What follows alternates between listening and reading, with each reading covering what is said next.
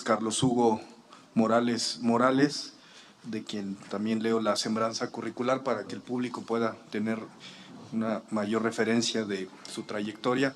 Es trabajador de la Universidad Nacional Autónoma de México desde hace más de 40 años, comisionado de prensa y propaganda en la Dirección General de Servicios Médicos de la UNAM en 1979.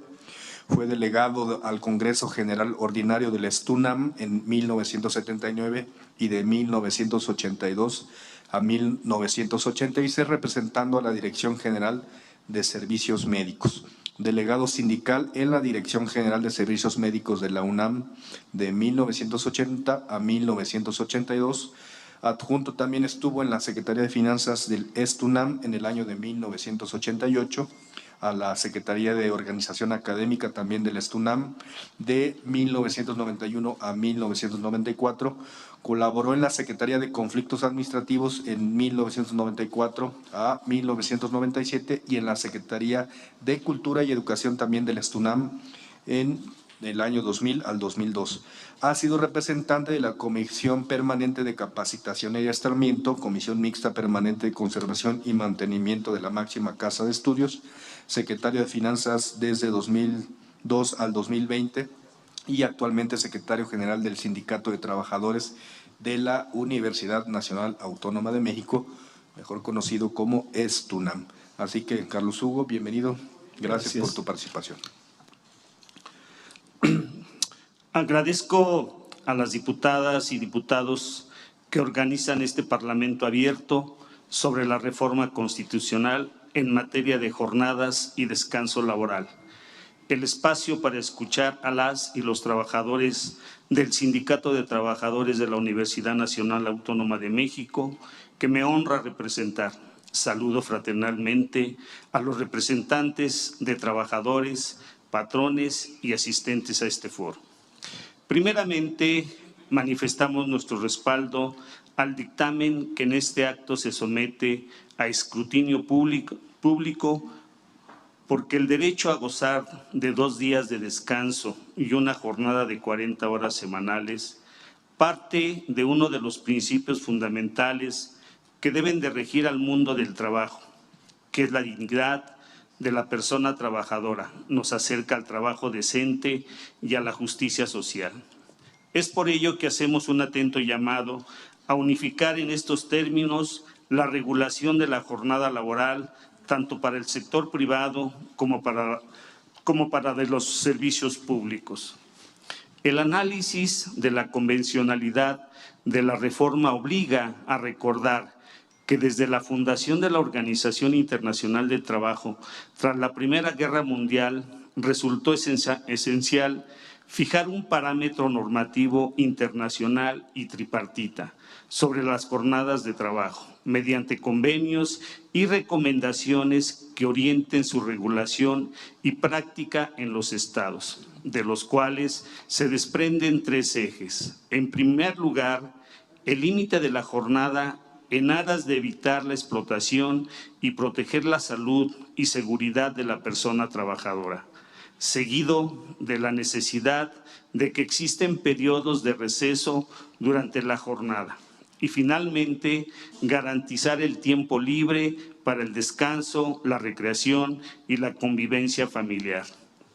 Por esa razón, el primer convenio de la organización se encaminó a fijar las 48 horas semanales como jornada máxima y para mediados de los años 30, mediante el convenio 47, se instó a los estados a reducir la jornada semanal a 40 horas, sin menoscabo al nivel de vida de los trabajadores. Convenio que se complementa con la recomendación 116, emitida en los años 60, que facilita medidas prácticas para la reducción progresiva de la duración del trabajo, sin disminución alguna del salario. Cabe acotar que nuestro país no ha ratificado el convenio 47, siendo este el momento propicio para hacerlo. En ese sentido, la sola reforma constitucional al artículo 123, apartado A, fracción cuarta, que se propone, daría cumplimiento al convenio 47, Sin embargo, resulta indispensable no perder de vista que el eje de esta reforma es beneficiar a la clase trabajadora, por lo que, si bien las condiciones económicas de nuestro país son favorables, en aras de no provocar efectos adversos, se deben de observar los parámetros de la recomendación 116 de la OIT y, en su caso, solicitar asistencia técnica a este organismo. Por ejemplo, debe de ser prioritario analizar cuestiones relativas al sostenimiento de la productividad y el aprovechamiento de la automatización sin detrimento de las ganancias reales de los trabajadores, la regulación de la jornada extraordinaria, las excepciones contempladas en algunos trabajos especiales, la generación de mecanismos de control para garantizar su aplicación efectiva y no la afectación al salario y prestaciones laborales. Para ello, una cuestión primordial es reconocer las condiciones de cada sector de la actividad económica y no descartar de inicio la posibilidad de una implementación progresiva, partiendo siempre del diálogo social sostenido y eficaz con las organizaciones de empleadores y trabajadores. Al respecto, se hace notar que, si bien aplaudimos este ejercicio, consideramos que solo es un primer paso al diálogo social, puesto que el formato de participación no garantiza la presencia de la pluralidad de las organizaciones por sectores, ni la discusión de propuestas concretas y la posibilidad de lograr consensos. Por lo que hace a la experiencia comparada recientemente en Colombia y Chile, entró en vigor la disminución de la jornada en ambos países. La discusión tomó años y la implementación será progresiva hasta llegar a 42 y 40 horas semanales de jornada, respectivamente, con la provisión de reducir salario. Asimismo, se habilitó un esquema de distribución libre de la jornada y, en algunas excepciones, en categorías de trabajadores como el personal de confianza, seguridad privada y de transportes. No obstante que las reformas se apoyaron en la recomendación 116, una herramienta valiosa que fue la asistencia técnica de la OIT. Gracias.